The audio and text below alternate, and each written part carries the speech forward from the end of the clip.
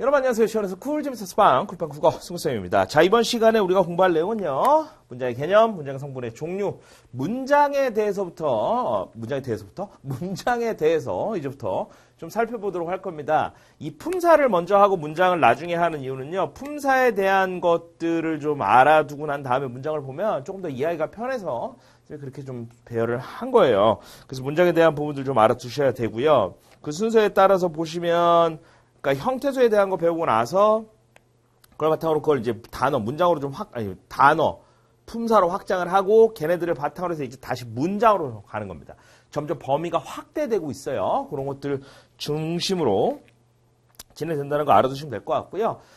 문장도 어렵지 않습니다. 선생님이 설명드리는 대로, 설명해 주는 대로 여러분들이 좀 받아들이고요. 그 내용들 정리하시면 내용 이해하는데 크게 어려움 없으니까요. 차근차근 잘 따라오시기 바랍니다. 일단 교재 내용 봐가면서 선생님 판서하고 설명드리도록 할 테니까요. 너무 교재에만 몰입하지 마세요. 그동안 수업 진행하면서도 여러분이 알았겠지만 이 교재에 있는 내용 선생님이 줄줄줄 읽고 있지 않아요. 아시겠죠? 설명 따로 드리고 있으니까 필요한 부분만 좀 읽고 나머지 부분은 선생님이 직접 설명하고 있으니까 선생님이 설명하는 내용 듣고 판서도 해가면서 수업을 들으시면 훨씬 더 효과적인 수업이 될 겁니다. 아시겠죠?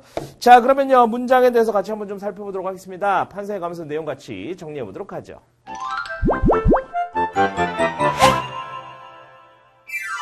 자, 그러면요. 우리 문장 차례대로 한번 좀 살펴보도록 하겠습니다. 여러분 교재 127페이지 나와 있죠. 127페이지에 나와 있는 것 그냥 대충 보시고요. 우리는 128페이지부터 정리를 좀 해가도록 하겠습니다. 뾰로롱 여기서부터 쓸까요? 128페이지.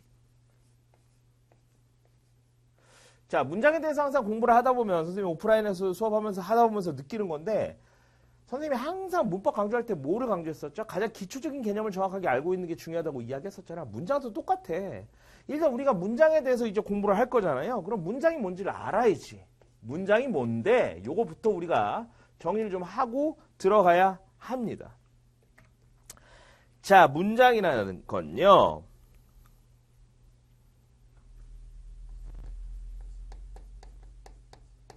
완성된 의미. 완성된 의미를 전달하는 거예요. 그 완성된 의미의 최소 단위라고 보시면 됩니다. 그러니까 의미를 지니고 있는 최소 단위가 아니고요. 완성된이에요. 근데 이게 이제 여러분들이 좀 헷갈려하는 게 선생님 수업하다 보면 여러분이 헷갈려하는 게 이 완성된이라는 말의 의미가 좀 명확하지 않게 다가오는 것 같더라고요. 이 화면에 나오나요? 이 완성된이라는 의미는요. 완결된으로 이해하셔도 될 것 같아요. 완결된. 하나의 완결된 의미. 그러니까 정확하게 어떤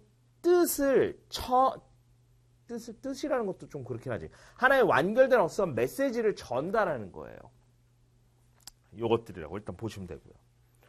그러니까 뭐 단어하고 문장을 좀 비교해보면 여러분 교재 128페이지 나와 있습니다만 나라는 것도 하나의 의미를 담고 있죠.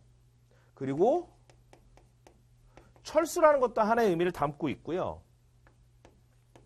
공부라는 것도 하나의 의미를 담고 있긴 하죠. 하지만 나, 철수, 공부라는 각각의 하나의 의미를 가지고 있는 덩어리들, 낱말들을 그냥 딱 던져놓으면 완결된 의미가 되는 거 아니야. 그냥 각각의 의미인 거지. 그치? 그런데 만약에 나는 얘네들을 묶어서 나는 철수와 공부했다라고 얘네들이 추가가 되면 이 전체가 하나의 완결된 의미를 전달하게 되는 거죠. 완결된 의미를 전달하게 되는 겁니다. 이 자체로가.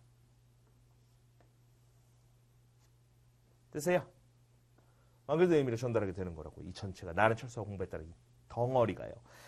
각각의 단어들이 의미를 갖고 있긴 하지만 얘네들이 따로따로 흩어져 있을 때는 각각이 의미를 지닌 단위지 완성된 의미가 아니라는 거야. 완결된 의미라는 건 바로 이런 걸 뜻하는 겁니다. 아시겠어요?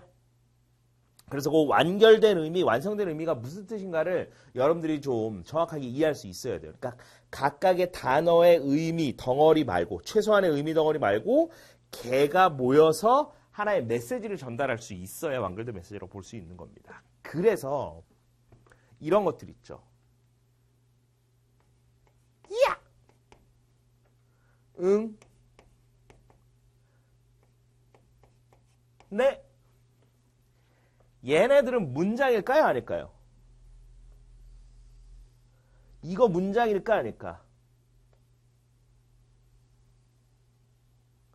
문장입니다.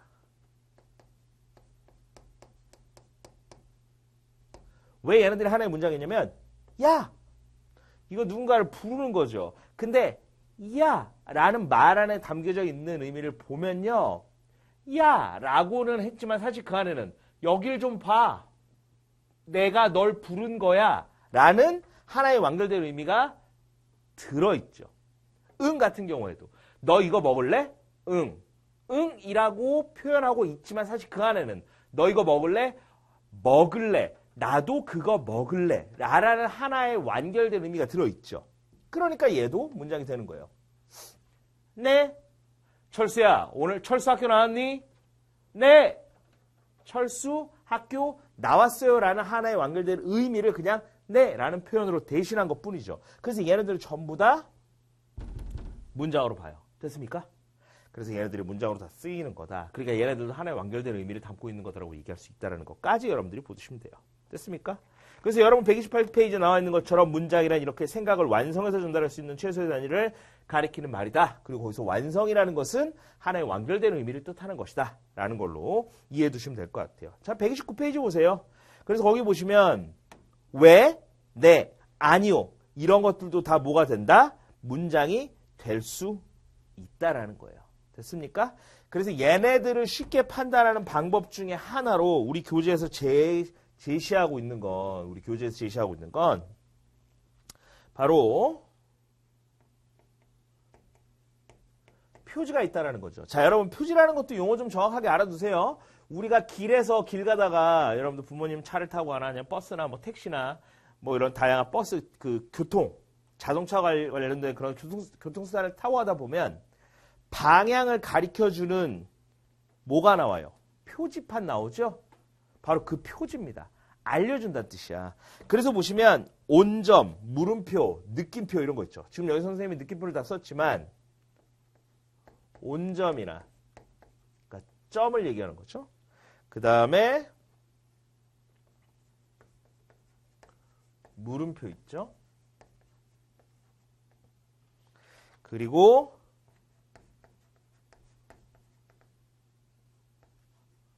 느낌표. 얘네들이 전부 다 뭐가 되는 거다? 하나의 표지가 되는 거다. 그리고 얘네들이 들어가 있으면 뭐가 되는 거다?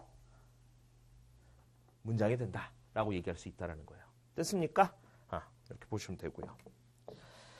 자, 그러면 130페이지로 넘어가서 이제 문장 성분의 종류 좀 정리해 보도록 하겠습니다. 사실은 이제 여기가 중심이죠. 문장 성분의 종류.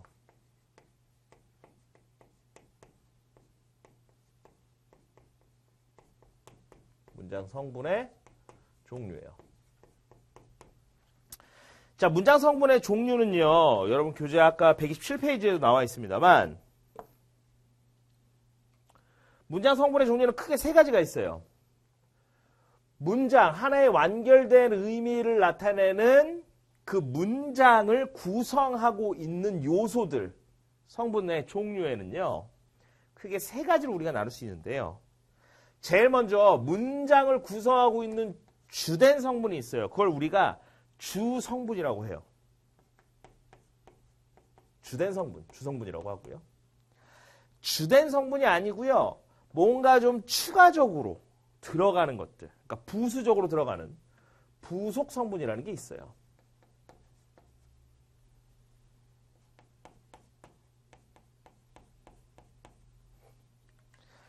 그리고 홀로 쓰이는 성분이 또 문장에서도 있습니다. 걔네들 우리가 독립성분이라고 해요.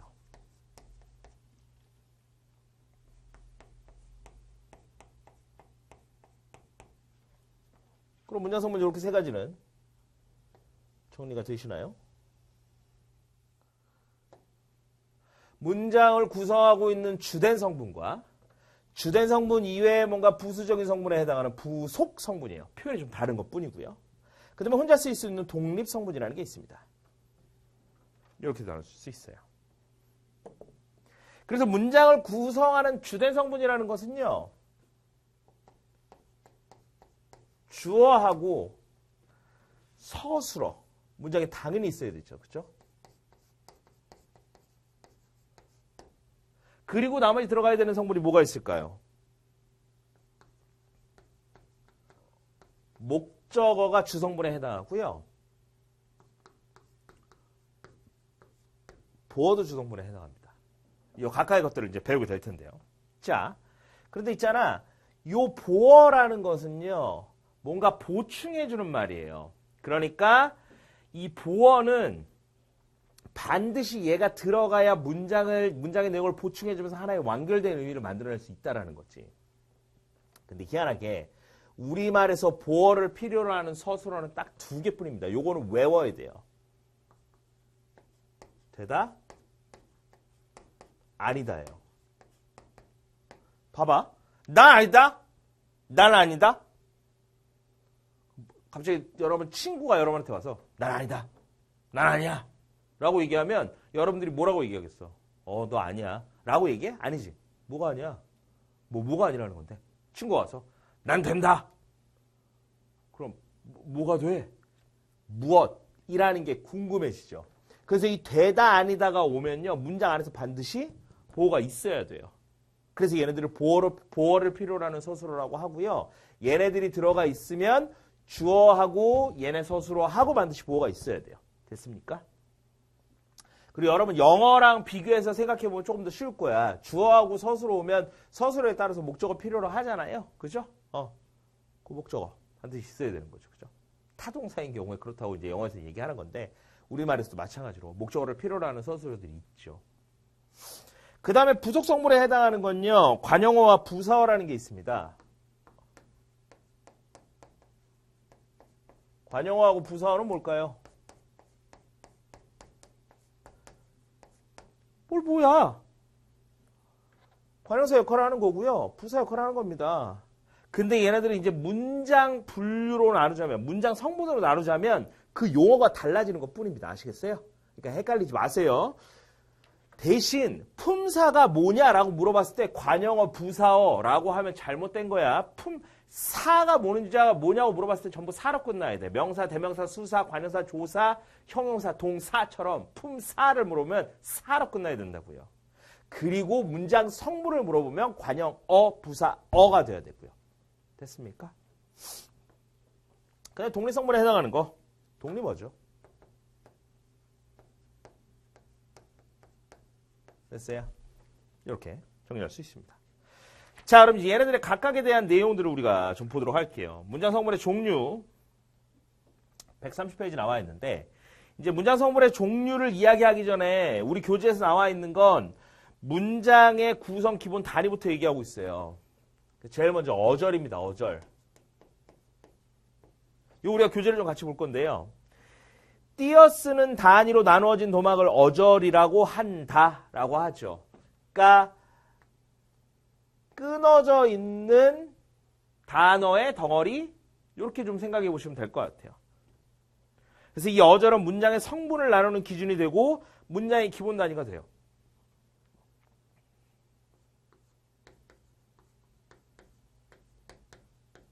문장의 기본 단위 그리고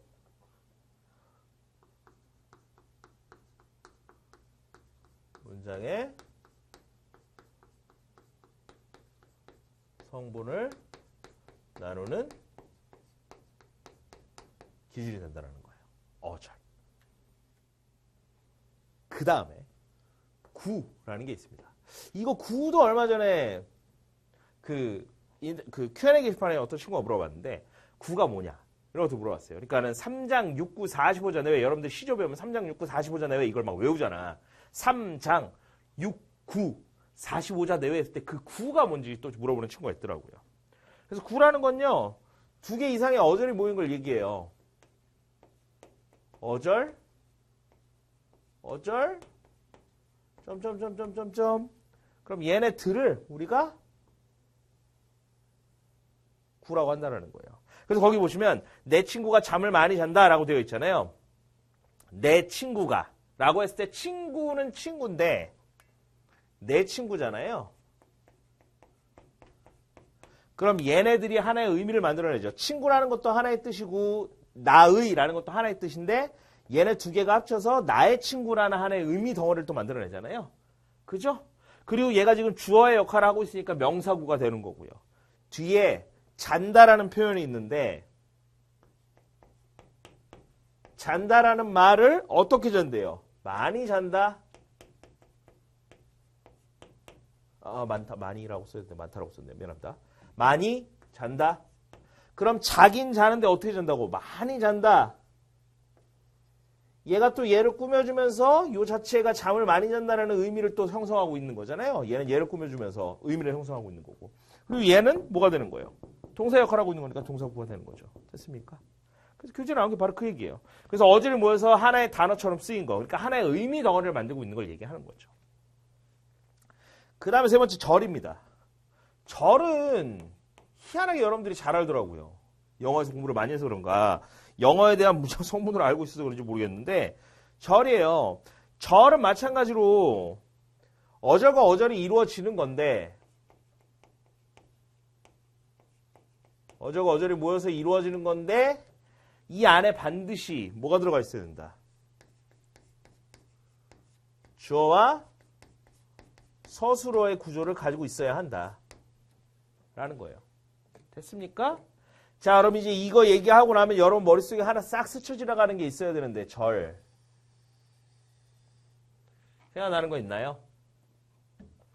문장에 대한 거 공부하면서 여러분들이 이제 문장 추가적으로 뭐 또 공부를 하겠지만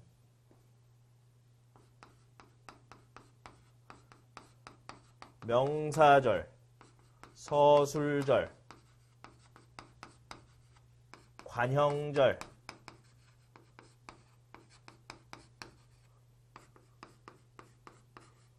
부사절,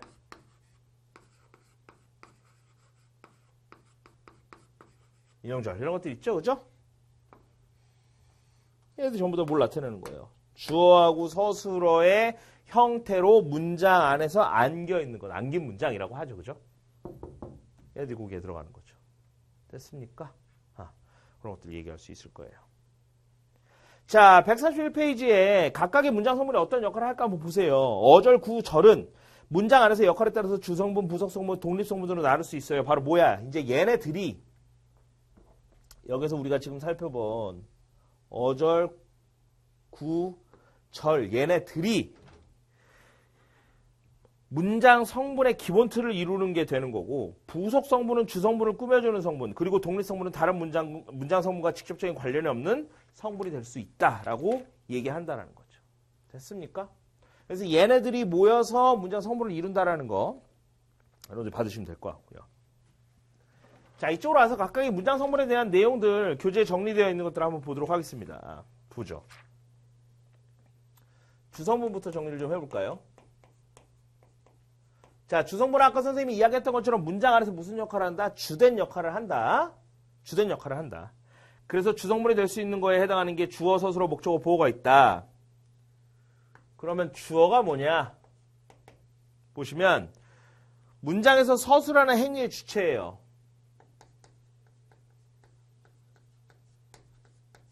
행위의 주체를 이야기합니다. 서술어가 있잖아요. 그 서술어가 가리키는 대상이 되는 거죠. 그 서술어를 누가 하고 있냐. 그 서술에 대한 행위의 주체가 되는 거예요. 그래서 문장 얘기할 때 우리가 이 주어에 해당하는 것들을 크게 세 가지로 나눠 설명하는데 거기에 누가, 무엇이, 그리고 누가 무엇이 라는 형태에 똑같이 나오면서 뒤에가 세 가지로 나눠지는데요. 무엇이다 라는 형태로 문장이 만들어지기도 하고요. 어찌한다, 어찌하다 라는 의미의 메시지가 전달되기도 하고요. 무엇이 어떠하다 라는 식으로 메시지가 전달되기도 해요. 여기서 여기에 해당하는 것들이 바로 주어가 되는 겁니다. 행위의 주체가 되는 거.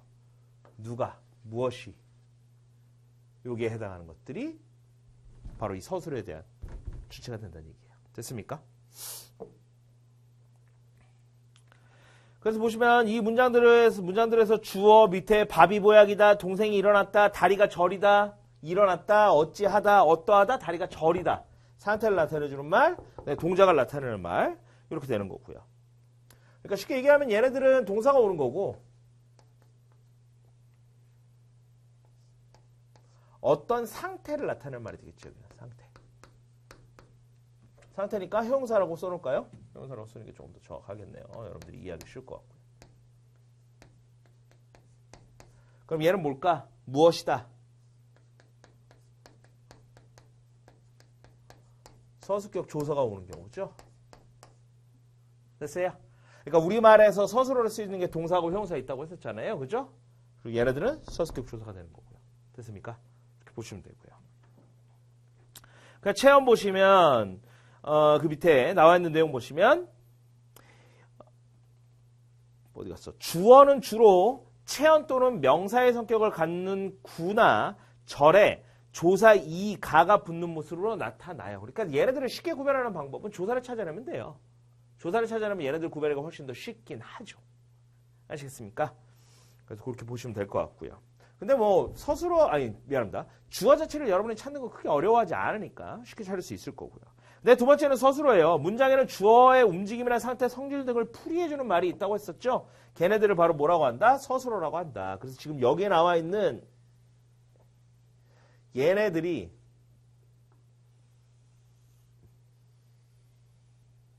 전부 다 서술어에 해당하는 것들입니다.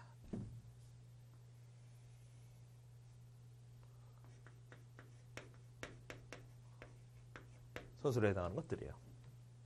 그래서 누가 무엇이다, 어찌하다, 어떠하다 얘네들이 해당하는 거죠. 그래서 밥이 보약이다, 일어났다, 절이다 우리가 조금 전에 사용했던 것처럼 바로 서술격 조사나 동사나 형용사가 서술어의 형태로 쓰일 수 있다라는 거 이야기했었죠. 그죠? 그래서 얘네 둘은 문장에서 없으면 성립이 안 돼요. 절인다. 보약이다. 뭔가 사람들이 그 다음에 뭔데? 사람들이 궁금해하는 정보가 생겨나죠. 그러니까 구체적인 내용이 아니라 절이다. 절여. 그럼 어디가 절인지에 대한 정보가 반드시 필요하잖아요. 그죠? 그렇지 않으면 완결된 의미가 전달됐다고 볼 수 없는 거잖아. 바로 그것들을 얘기하는 거예요. 자, 그 다음에 보시면요. 그 133페이지의 중간 부분 보시면 서술어는 문장에서 중요한 위치를 차지한다. 서술어에 따라서 반드시 필요한 문장 성분이 달라지기 때문이다. 여기에 별표를 좀 해주시고요. 깜포인트 해주시고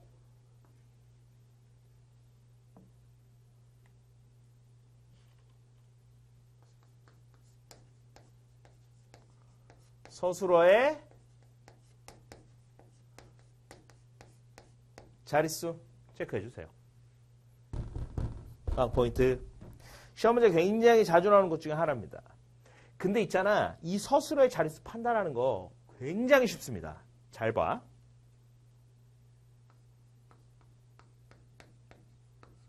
서술어부터 먼저 보면 돼. 자, 분대요.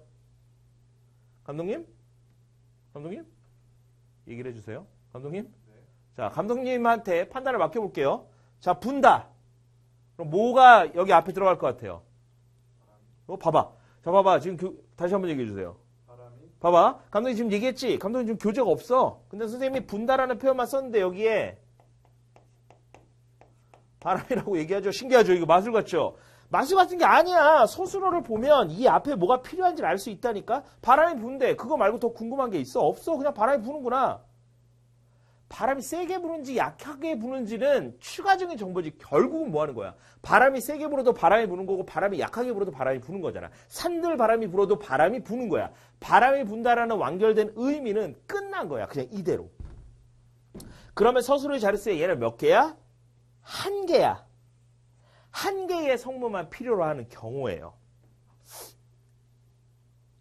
두 번째입니다.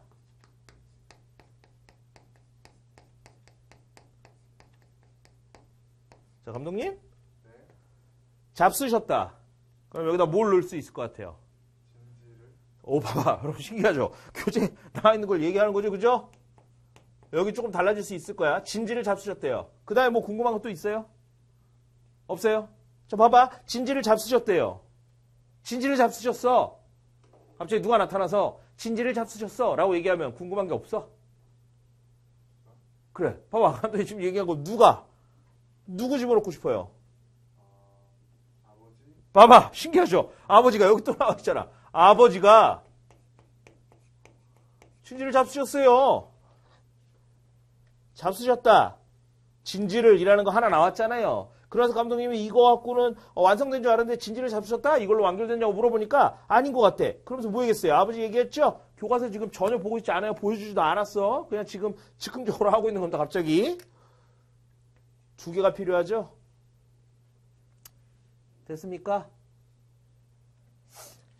이건 좀 어려울 것 같아요. 여기서 써볼까요? 밑에 쓸까요? 밑에다? 써도 되겠네. 감독님 사무셨다. 사위로. 오, 사위로. 사위로 삼으셨다. 그럼 문장이 완성이 돼요? 사위로 삼았어. 그럼 궁금한 게 없어? 누가 갑자기 가서 사위로 삼았어. 아들을. 오, 아들을 사위로 삼아요? 이거 못 삼아요. 아무튼 아들을 사위로 삼았대. 그럼 끝이야. 문장이 완결이 돼요? 아들을 사위로 삼았어. 근데 궁금한 게 없어? 아들을 사위로 삼았어. 갑자기 야, 아들을 사위로 삼았어. 누구 아들? 그래, 누구 아들? 뭐 친구 아들을. 야, 친구 아들을 사위로 삼았어. 그럼 이제 궁금한 게 없어? 야, 친구 아들을. 갑자기 내가 감독님한테 가서 야, 친구 아들을 사위로 삼았어 라고 얘기하면 아, 그래요? 그냥 이러고 끝나? 내가. 그렇지. 봐봐. 자, 내가 친구 아들을 사위로 삼으셨다. 내가 삼으셨어요? 이거 좀 이상하다. 나 말고 뭐가 여기 높임표현이 들어가겠죠? 삼으셨다. 누가? 나 말고 또 뭐가 있겠어요? 나께서 이러면 좀 이상하잖아. 뭐 하면 될까요? 그냥 아버지께서로 합시다. 누군지 모르겠지만. 아버지께서 친구 아들을 사위로 삼으셨다. 그냥 이렇게 합시다. 그럼 봐봐, 여러분. 삼았어. 뭐로? 사위로. 누가? 아버지께서 사위로 삼으셨어. 그럼 문장이 끝나는 게 아니잖아. 또 궁금한 사항이 뭐예요? 아들을 이라는 정보가 또 들어가야 된다니까. 여기 정보가 몇 개가 필요해요? 3개. 한 자리 서술어, 두 자리 서술어, 세 자리 서술어. 끝. 우리 문장은. 세 자리 서술어까지 나오면 그 외의 정보들은 전부 다 부수적인 정보입니다. 됐어요? 그래서 서술어가 필요로 하는 문장 성분의 개수를 서술어 자릿수라고 해요. 그래서 한 자리 서술어라고 하면 하나의 성분을 반드시 필요로 한다는 거야. 분다, 뭐가 불어, 바람이. 잡수셨어. 뭐를, 진지를 잡수셨대요. 누가, 아버지가 진지를 잡수셨다. 엄밀히 따지면 아버지가 라기보다는 아버지께서가 적절할 거예요. 근데 우리는 이제 아버지가 진지를 잡수셨다 이렇게 표현을 하기도 하죠. 근데 엄밀히 따지면 잡수셨다라는 표현 앞에 이 아버지가는 적절한 표현이라고 보기 좀 어려워요. 아버지께서라고 하는 게 조금 더 적절해요. 하지만 우리 교재에도 아버지가 라고 되어 있죠. 그죠? 그리고 아버지께서 친구 아들을 사위로 삼으셨다라고 해서도 서술어를 보면 필요한 성분들이 몇 개씩 나오죠. 자, 여러분 다시 한번 강조할게요. 문장 성분에 관련된 문제나 아니면 아무튼 문장에 관련된 문제, 서술어 자릿수나 그다음에 문장 구조라든가 이런 것들을 물어보는 문제는 전부 다 문장에 관련된 문제잖아. 문장에 관련된 문제가 나오면요. 서술어부터 찾으세요. 서술어부터 찾아내고 그걸 바탕으로 해서 필요한 성분이 뭔지를 생각하면 문제 풀기가 완전히 쉬워집니다. 아시겠습니까? 대신 완결된 문장의 의미가 뭔지를 항상 머릿속에 염두에 둬야지. 아, 완결된 의미라는 게 이런 뜻이구나라는 걸 알고 있으면 문장 성분 찾아내는 건 굉장히 쉽습니다. 서술어 자릿수는 선생님이 아까 빵포인트로 강조했었지만 얘네들 시험 문제도 엄청 자주 나와요. 서술어 자릿수. 다시 한번 빵포인트 강조할게요. 반드시 여러분 기억을 좀 해두시길 바랍니다. 자, 그 다음에요. 목적어 나와 있죠. 목적어는 어렵지 않아요. 문장에서 서술어가 무엇을 어찌하는 내용을 나타내는 문장 성분을 목적어라고 부른다. 서술어의 동작 대상이 된다고 되어 있죠. 그래서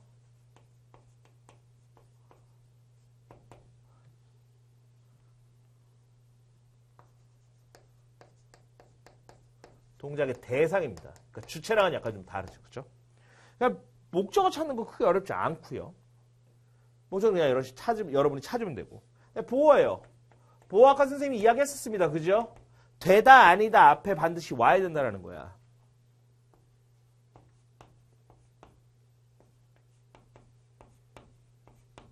되다 아니다. 얘네들은 보어를 필요로 하는 서술어입니다. 얘네들은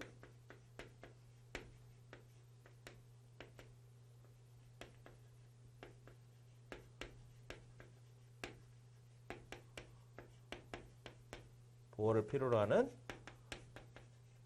서술어예요. 됐습니까? 요건 빵포인트로 반드시 여러분이 좀 기억을 해 두셔야 하는 내용 중에 하나입니다. 되다 아니다. 반드시 기억을 좀 하셔야 되고요. 그래서 얘네들은 반드시 보어를 필요로 하는데 여기서 우리가 또 한 가지 정리해야 될 부분이 있어요. 보어 보시면 나는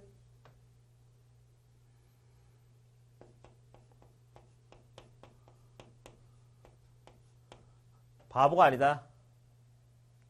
나는 아니다 라고 했을 때 바보가라는 게 필요하고요. 나는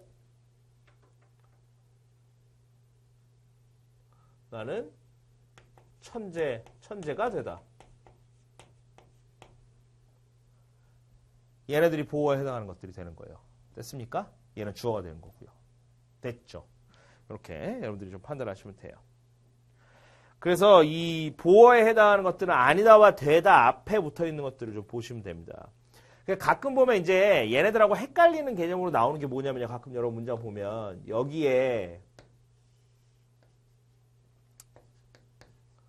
조사, 이가 쓰이거나 가가 쓰이기도 하거든요. 근데 이가에 해당하는 것들이 나올 때 얘네들이 주격 조사로도 쓰일 때도 이하고 가가 쓰이잖아요. 얘네들이 주격 조사냐 보어격 조사냐를 판단하려면 반드시 고려하셔야 돼요. 뒤에 서술어가 뭔지. 아시겠습니까? 그래서 얘네들을 구별할 때 그런 것들을 좀 보시면 될 것 같아요. 보면 되고요. 그 다음에 이제 부속 성분 나와 있는 건 문장을 꾸며주는 역할을 한다고 했었잖아요. 관형어하고 부사어 똑같아요. 그래서 보시면 얘네들 이제 약간 다른 형태인데 여기다 쓸까요? 이쪽에다 쓸게요.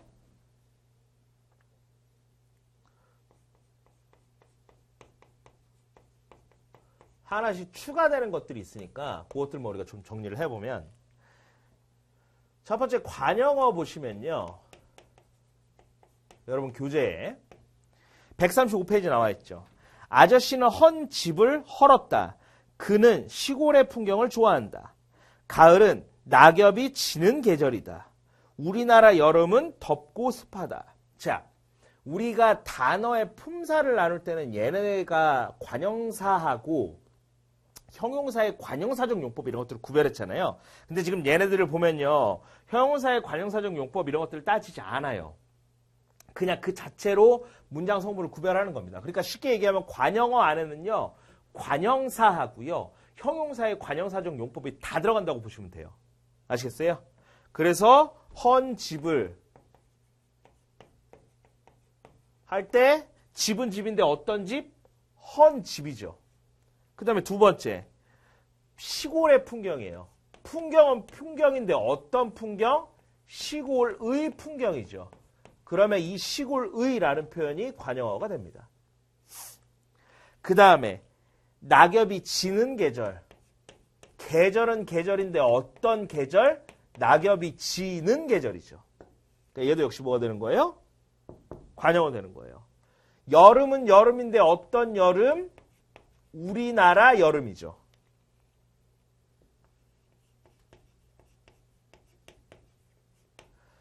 얘는 사실 체언을 꾸미는 것처럼 보이긴 하지만 사실 여기에 뭐가 빠진 거야? 의라는 게 빠진 거죠. 우리나라의 여름이죠. 그냥 걔가 생략된 형태라고 보시면 될 것 같아요. 됐습니까? 그래서 전부 관용어예요.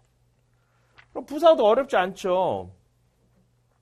부사어에 해당하는 것들도 보시면 뭐 제일 좋아한다, 정말 오래 그리워했다, 겨우 선어, 제발, 그리고 이런 것들 전부 다 부사어입니다.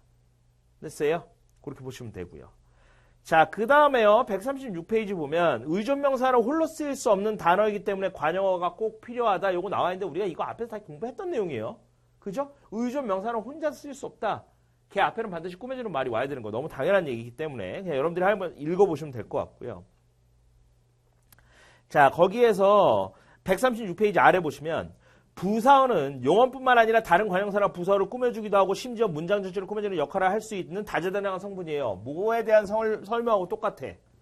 부사어는 부사어에 대한 설명하고 동일합니다. 관용사도 똑같아. 대신 여기는 뭐다? 형용사의 관용사적 용법도 포함이 된다. 부사는 그냥 부사 전체를 가리키는 말이라고 보시면 됩니다. 됐어요? 그래서 그런 것도 보시면 되고요. 그 다음에 137페이지 보세요.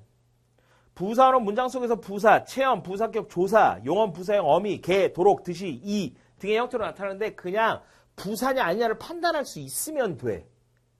얘가 누굴 꾸며주고 있냐? 이걸 여러분들이 보시면 된다고요. 됐습니까? 그 다음에 보시면 의존명사가 쓰일 때 관용어가 꼭 필요하다고 한 거 기억하시나요? 마찬가지로 부사어도 부속성분이지만 어떤 서술어는 그 부사어를 반드시 필요로 할 때가 있다. 그래서 필수적 부사어라는 게 있어요. 여기에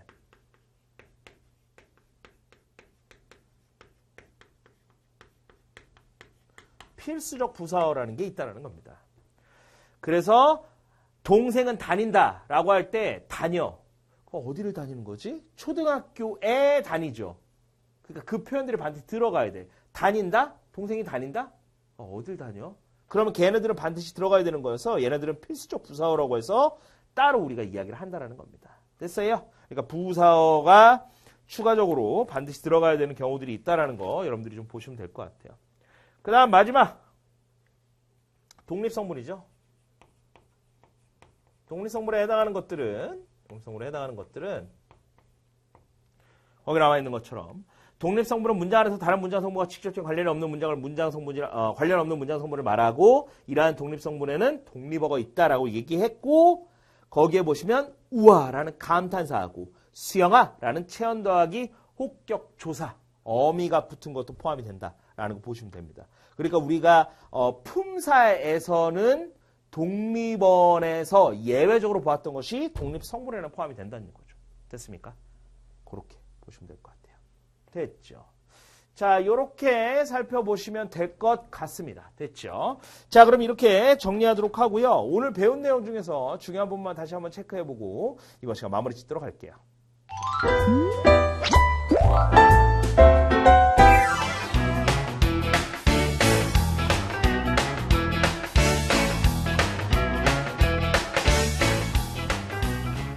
자, 이번 시간은 우리가 문장에 대해서 공부했습니다. 그죠? 문장에 대해서 공부할 때는 일단 문장 자체가 무엇인지에 대해서 여러분이 정확하게 이해하는 게 중요하고요. 그 다음에 이제 우리가 문장 성분에 대해서 오늘 굉장히 좀 정리를 해봤는데 오늘 굉장히 긴 시간 동안 정리를 했죠. 근데 사실은 약간 좀 정리가 덜 됐을 거라는 생각이 좀 들기도 해요. 근데 중요한 건 일단 품사가 무엇인지 여러분이 정확하게 이해하고 나면 나머지 문장 성분에 대한 이해, 선생님이 뒤쪽에 좀 빠르게 설명했었던 뭐 독립성분이라든가 아니면 관용어라든가 부사어라든가 이런 것들에 대한 성분의 이해는 크게 어렵지 않을 겁니다. 그래서 그 품사에 대한 이해가 반드시 돼야 이번 시간에 수업했던 것들이 조금 더 이해가 될 거고요. 무엇보다 중요한 건 서술어 자릿수라든가 문장 성분의 주어, 서술어, 목적어, 보어, 그 다음에 보어를 필요로 하는 서술어라든가 주성분에 관련된 것들을 여러분들이 정확하게 좀 이해해 두고 있는 게 중요하다. 그 다음에 관용어와 관련된 내용 중에서 우리가 관형사에 해당하는 거 하고 그 다음에 형용사의 관형사적 용법으로 사용된 것들도 역시 뭐에 들어간다? 관여어에 들어간다는 사실까지 여러분들이 좀 자세하게 정리하시면 될 것 같습니다.